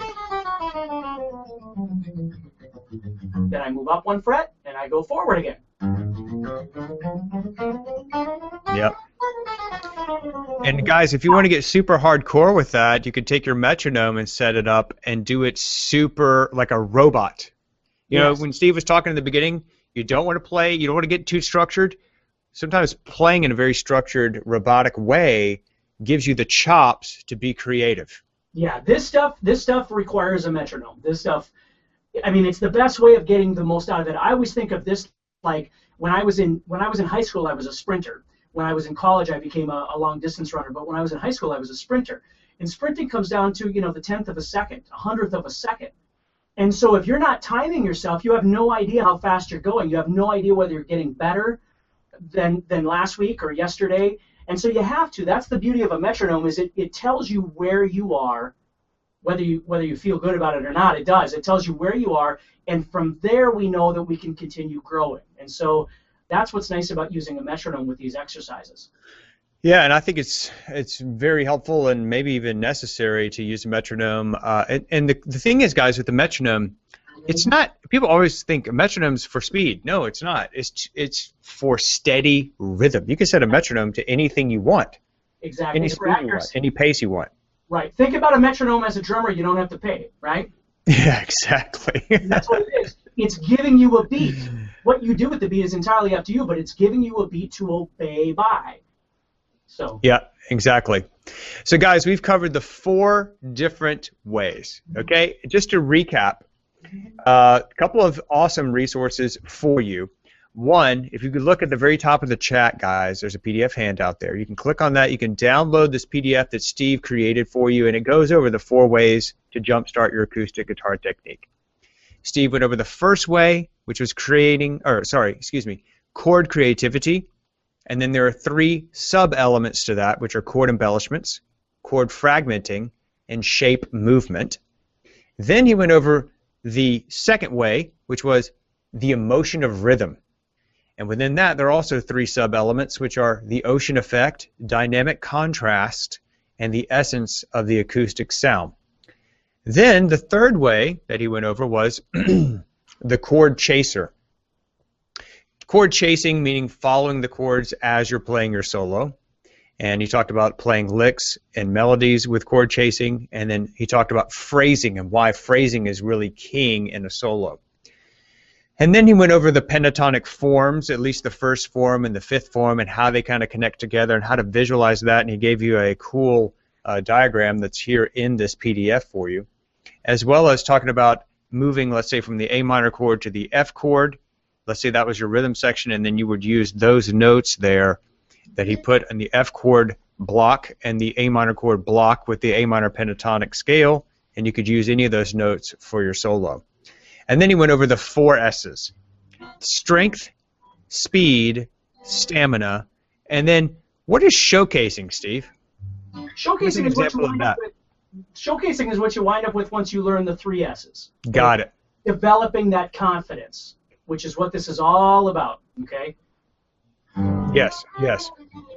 Oh, and by the way, guys, if you're an IGPA member and you forgot the code, just hit Matt up on a private chat there, and he'll give you that code. Obviously, we can't give it out to everybody. It's for IGPA members only. So, thank you so much for being here. And the couple of things I want to mention is we have a free course for you just for hanging out with us. We really appreciate you being here. The way you get that is you will see on the screen there is a picture of Play Acoustic Now and a Learn More button. If you click on that, you'll go over to the web page, scroll all the way to the very, very bottom. On the bottom right-hand side of the screen, it says Webinar Attendee Bonus. Click on that. It'll ask you for your email address, and then it'll give you that course inside the members area, or maybe it's just a download. I don't know how you guys set that up. I just looked at that. What is so funny? I looked at that picture of me sitting on the can. Isn't that great? I mean, the video. Before. Dennis or Nad must have said, "Hey, let's put this on here just to drive Steve up the wall." I mean, why they thought that would be a good picture to start with, I don't know. Yeah, whatever. We just do the best we can around here, guys. So if you also, guys, if you decide to get Play Acoustic now, we have 3 awesome bonuses for you today. Oh yeah, that video of Keith Richards is on here as well, guys. You definitely want to check that out. So if we scroll down a little bit, you're going to get the webinar special bonus. So if you decide to get Play Acoustic now tonight or during this webinar, you're going to get the Creative Chord Forms course. Okay, that's just for being on the webinar. That's just for being super cool. And then there's also 2 other fast action bonuses, the Blues and Chromatic Blues combo course by Steve. And what is that about exactly, Steve, just so they know? The which one? Blues and Chromatic Blues combinations. Soloing. It's a different way of looking at soloing on your fretboard. Okay. Using the blues scales and chromatic blues, I guess? Correct, yeah. Okay. Very cool. And then the second fast action bonus is the Visual Fretboard Mastery by Rob Ash. And by the way, guys, if you already own these bonuses, no worries. Just contact our support department, support@guitarzoom.com, and Katrina or Chris or Jane will cheerfully swap out one of those for something of equal value. Okay? So, 3 awesome bonuses, and now I just want to say thank you to everybody for being here, and I want to just run through quickly a few of the names of the folks that actually decided to join Play Acoustic now. Holy moly, Steve. I just realized these bonuses are sold out already. Wow. Okay, so that's not cool. I'm sure some people were like, hey, I'll just order after the webinar. So here's what we're going to do. We're going to give everybody, yeah, these things are long gone. So here's what we're going to do, guys. We're going to give, if you decide to get Play Blues now in this webinar, or let's say by the end of the day, I guess, we're going to just give you those bonuses as well. Because I just noticed that they're actually already sold out. The first 100 and the first 200 are long gone. So this obviously is something people are very interested in, Steve. I congratulate you on creating another flagship awesome course. I know people are going to be stoked about it. I know I am. I'm actually excited to go in and take a look at your work that you've done. You and I have brainstormed this thing, and I know you worked it out like very, very systematically. Guys, I don't even know if you know this, but when Steve sits down and creates a course, he doesn't just sit down in a chair and start recording video. There's a whole back process because he is a music education major. He actually majored in music education. He's got a degree in music education. So he knows how to teach, not only how to play, which he is a great player, but also how to teach in a systematic way. So he actually comes up with a curriculum outline and plans the whole entire thing before there's ever 1 minute of video recorded. Maybe they'd be interested in just hearing a little bit about that creative process, Steve, how you go about creating the course. Well, you know, which anybody out there, I mean, we're going to figure out a way of setting something up to where you guys can all let us know what kind of lessons you're interested in, because I'm always interested in knowing what it is that you want, what you'd like to learn more about. But you know, I get some on Facebook and I get some on email, and it's really hard to keep track of where if we had one streamlined idea, I think that would be a really good thing. So thank you to everybody out there. But basically, once I get an idea of what I'm going to do, what I need to do is I need to plan out what this concept has to encompass, which kind of decides how big or how small it's going to be in step number 1. So if I decide, okay, I'm going to do Play Acoustic now, I have to sit down and decide what does this all need to discuss from a big picture standpoint, and then I need to go through and I create trees or branches off of all of these big picture things of all of these little ideas that go into the bigger ideas. And then I create sub-branches from those. So I wind up with this huge frickin' pile of stuff that then I start trying to reorganize it. Actually, I start with a brainstorming idea where I just type in everything that comes to my brain. So I'll just sit there for a day or two and just type in every single thing I can think of. And I wind up with all these bubbles of different things. And then I start organizing those into what I just said.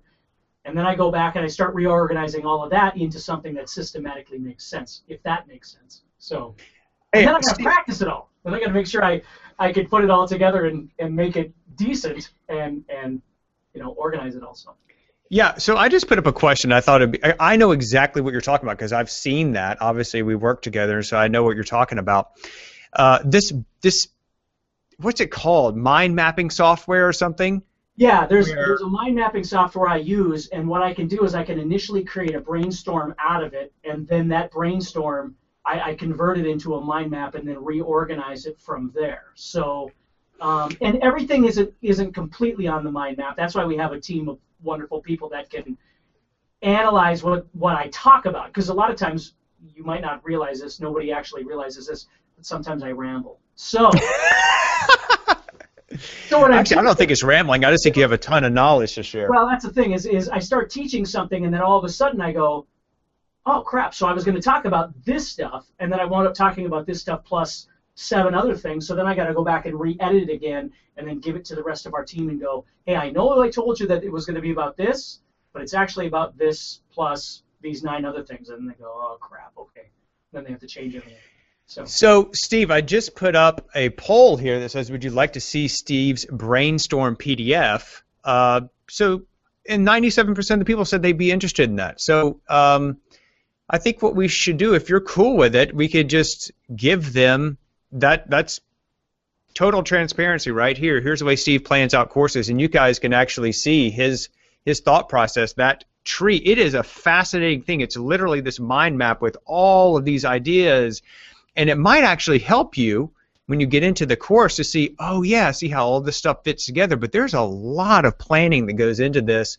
It is not just a bunch of random lessons thrown together. That's one of kind of our mantras at GuitarZoom, is we want to make sure that we give you the absolute best, most effective training possible.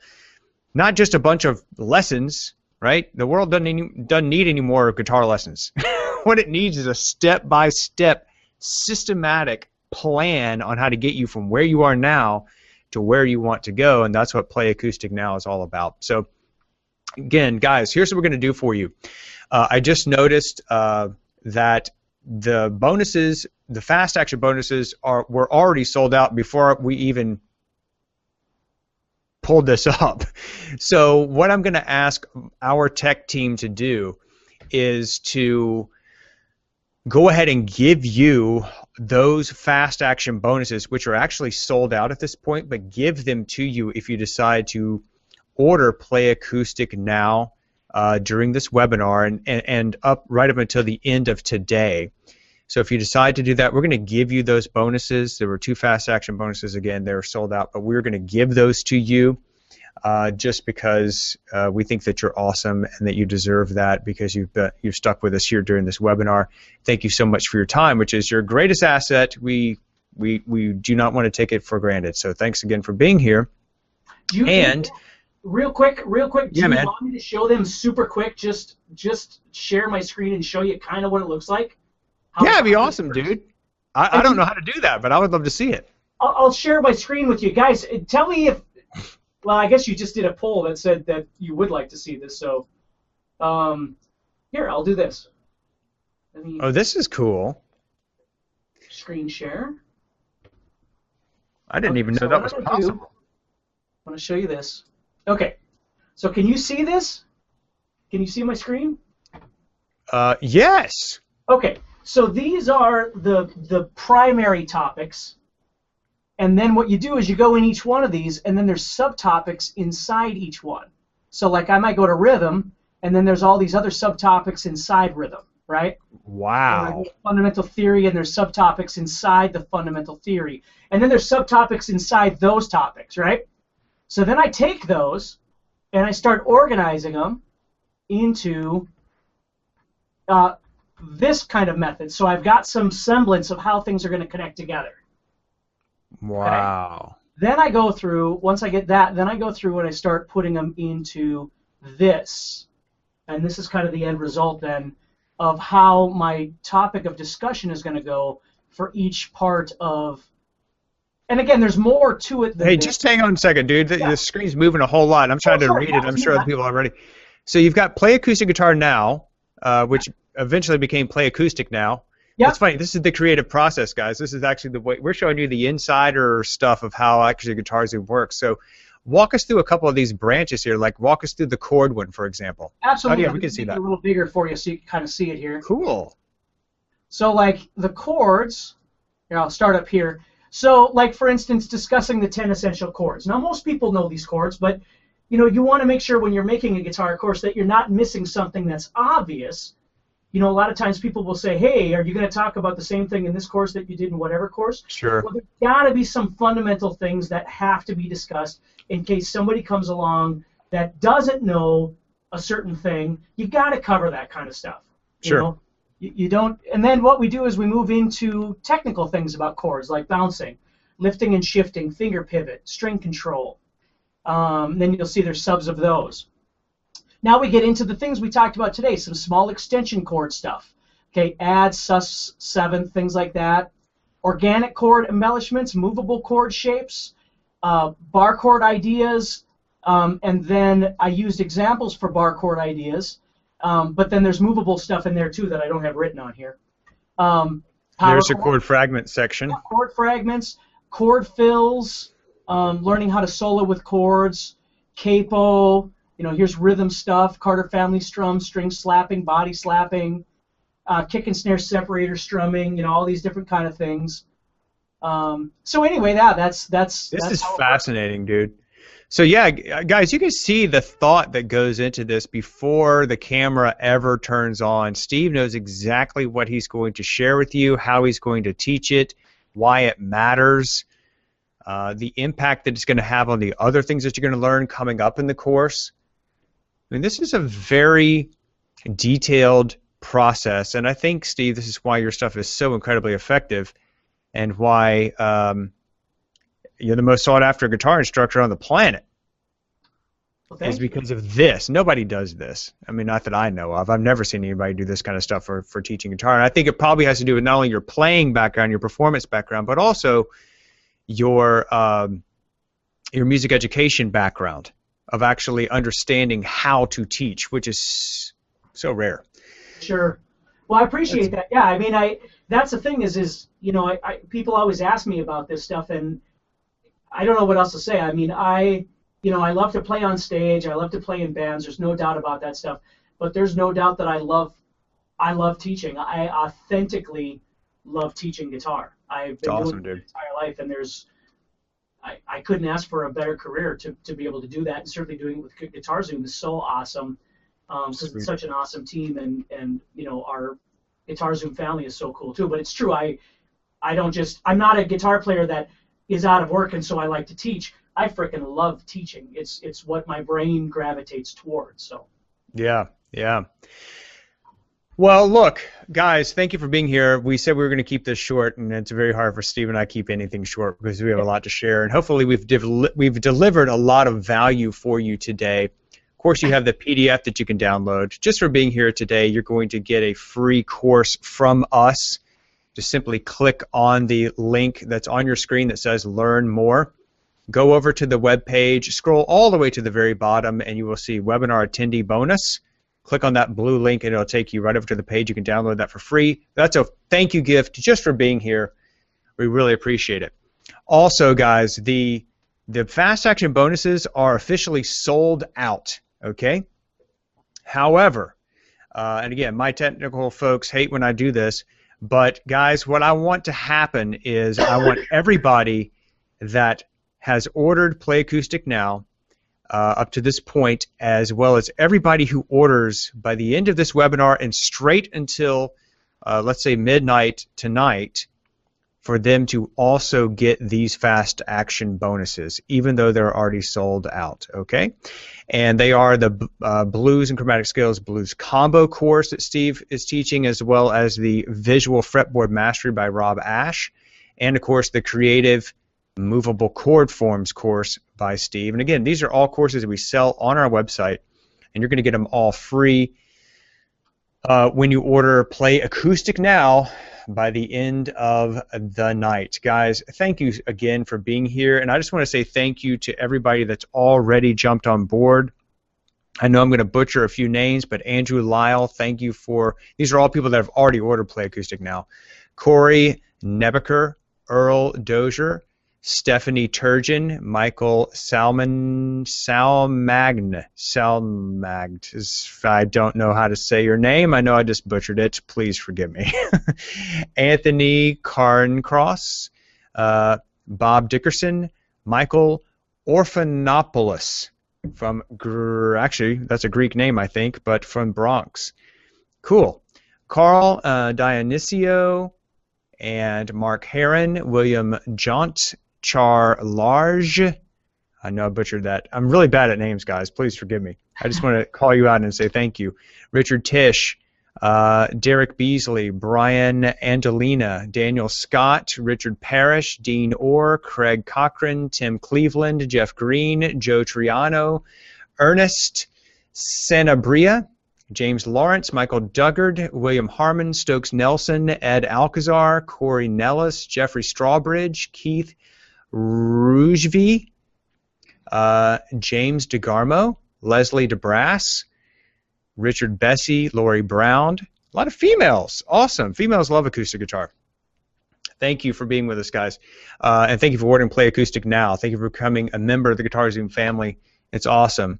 Darren Dassero, Grant McClutrin, Charles Ruth, Chris Thalberger, John Greeland, Jack Haskins Jr., Ralph McCook, Lee Dicker, John Milam, Sean Salins, Jim Senator, Larry Tweed, Edgar Wells, William Booth, I'm probably Buffet or something, I don't know, Mark Reichert, and guys, there's a whole lot of other people that I'm sorry I'm not going to be able to call out everybody here live, but I just want you to know that every single one of us greatly appreciates your support at GuitarZoom, your support of the whole GuitarZoom family, and welcome. And again, if you'd like to get Play Acoustic Now, by the end of the night, we're going to give you all the bonuses, and of course, we'll include in there the 20 quickfire exercises that I wrote to help you with your finger strength. Anything else you'd like to add, Steve Stine? I just want to say again, thank you for everybody taking time out of your day to be here. And if you ordered the course, thank you so much. If you didn't order the course, I certainly hope that you learned something from us tonight and had some fun. And use that PDF. And you know, everybody on this call, everybody on this webinar, stay positive, and everybody join the GuitarZoom community page. Everybody on this call, please. Yeah. Absolutely. Thanks again, guys. We really appreciate you being here. And again, I'm not sure how this works. I'm always afraid that if I click the wrong button, the world's going to blow up in here, and we're not going to be able to deliver on the things that I've promised. So I just want to make sure with my tech team that if I leave, they're still going to be able to see the box to click on to go over to the webinar, to go over to the sales page where they can order Play Acoustic Now. Can someone give me a confirmation? Yeah, I can see the same thing because I want to make sure I don't hit stop and. Yeah, we just can Matt or Steve or Ahmed please let me know if it's cool if we can go ahead and close this out and people still be able to order, because I would. Ahmed said yes, that's fine. Okay, great, great, and everybody can see. You can still see, guys, the thing that says Learn More, the Play Acoustic Now, and the Learn More. If you can see it, just go ahead and hit yes. Just hit in the chat. Friend says I cannot find the freebie stuff.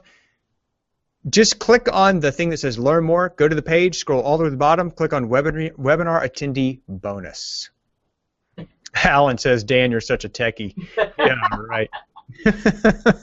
I'm like afraid to click anything in here and play. Everybody's going to be gone, and Steve and I are just going to be sitting here with crickets chirping.